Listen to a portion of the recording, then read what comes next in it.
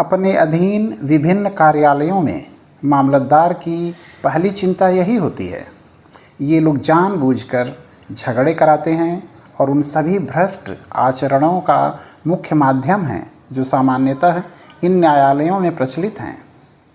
यदि कोई शूद्र या अतिशूद्र न्यायालय में जाता है तो उसे जो व्यवहार मिलता है वह किसी नीचतम सरीसृप के साथ किए जाने वाले व्यवहार के समान है। उसके मामले को गंभीरता और सहानुभूति से सुनने के बजाय उस पर गालियों की बौछार की जाती है और उसकी याचिका को किसी न किसी बहाने से खारिज कर दिया जाता है। वहीं यदि कोई सवर्ण उसी कार्य हेतु न्यायालय में जाए तो उसका स्वागतपूर्ण शिष्टाचार होता है और उसके मामले को हल करने में शायद ही कोई देर होती है। यदि हम और ऊपर जाएं, जैसे कलेक्टर या रेवेन्यू कमिश्नर की अदालतों में या अन्य विभागों जैसे लोक सेवा, इंजीनियरिंग, शिक्षा आदि में, तो वही व्यवस्था किसी न किसी पैमाने पर चलती रहती है।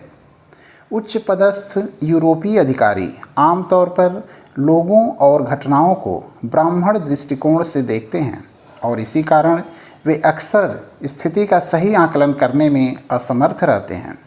मैंने इस पुस्तक के अंतिम भागों में यह स्पष्ट करने का प्रयास किया है कि किस प्रकार ये ब्राह्मण अधिकारी कुणबी अर्थात किसान जाति वर्ग को लूटने के लिए अपनी विभिन्न योजनाओं और छुपे षड्यंत्रों का प्रयोग करते हैं।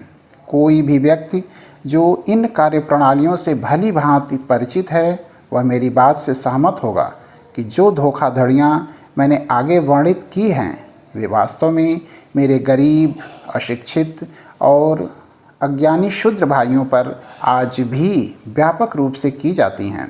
हालांकि पेशवा काल का ब्राह्मण आज के ब्राह्मण से थोड़ा भिन्न था और यद्यपि आधुनिक पश्चिमी विचारों और सभ्यता का कुछ असर उसकी रूढ़िवादिता और संकीर्णता पर पड़ा है, फिर भी वह अपनी श्रेष्ठता की भावना और चालाकी को आज भी पूरी तरह नहीं छोड़ पाया है।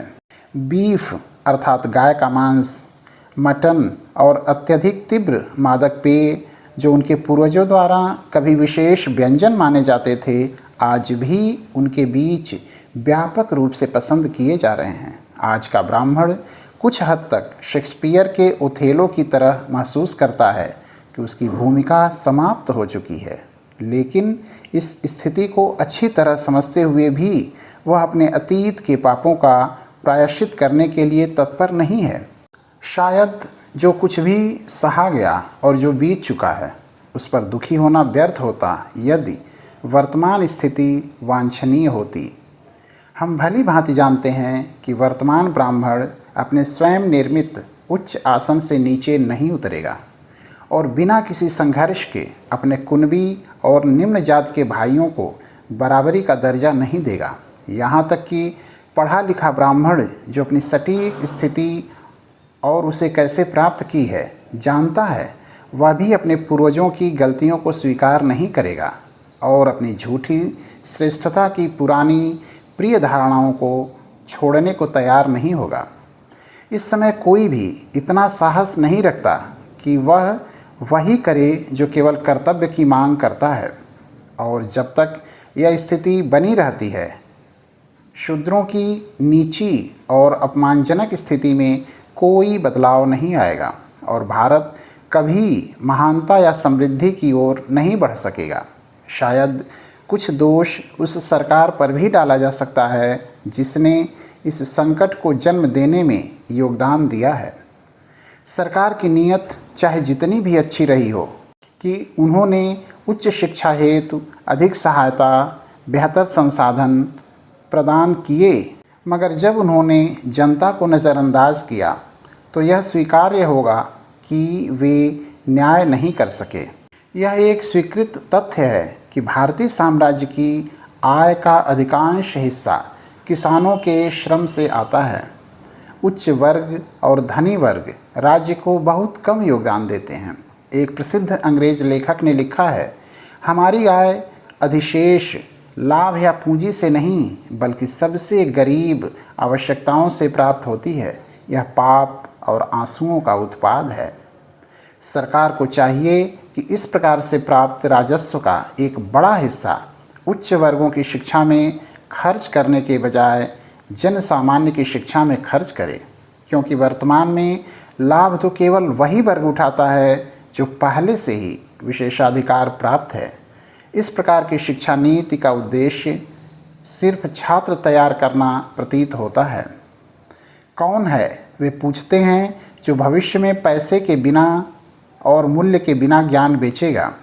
यदि हम उच्च वर्गों में ज्ञान का प्रेम उत्पन्न कर सकें तो उसका परिणाम नैतिकता के उच्च मानकों ब्रिटिश सरकार के प्रति अधिक प्रेम और देश में ज्ञान फैलाने की अटूट आकांक्षा के रूप में सामने आएगा।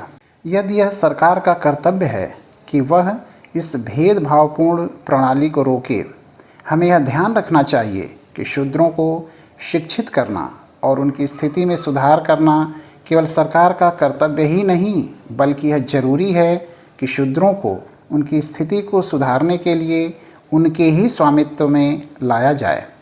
सिर्फ एक अच्छा शासन ही एक सक्षम शासक का निर्माण कर सकता है जो शूद्रों की भलाई के लिए कार्य करेगा। इस पुस्तक को लिखने का मेरा उद्देश्य केवल यह नहीं है कि मैं यह बताऊं कि ब्राह्मणों ने शूद्रों को किस तरह धोखा दिया है, बल्कि यह भी है कि सरकार को इस भ्रामक प्रणाली पर ध्यान देना चाहिए जो ब्राह्मणों के द्वारा शूद्रों के खिलाफ लागू की गई है। सरकार का कर्तव्य है कि शूद्रों के लिए हर गांव में स्कूल खोले ताकि वे ब्राह्मणों से मुक्त हो सकें। शूद्रों के लिए स्कूलों के शिक्षक वही बनने चाहिए जो शूद्रों के अच्छे और योग्य हैं। सरकार को यह देखना चाहिए कि शूद्रों को उनकी स्थिति से मुक्त करने के लिए उनके लिए शिक्षा दी जाए। जैसा कि श्री जॉर्ज कैंपबेल ने कहा था, यह ब्राह्मणों के खिलाफ शिक्षा को लागू करने का समय है ताकि शूद्र अपने आत्मसम्मान को पुनः प्राप्त कर सकें। अगर शूद्रों के लिए दिल और दिमाग को खुश किया जाता है तो ब्रिटिश सरकार को भविष्य में किसी भी डर की आवश्यकता नहीं होगी। ज्योतिराव फूले।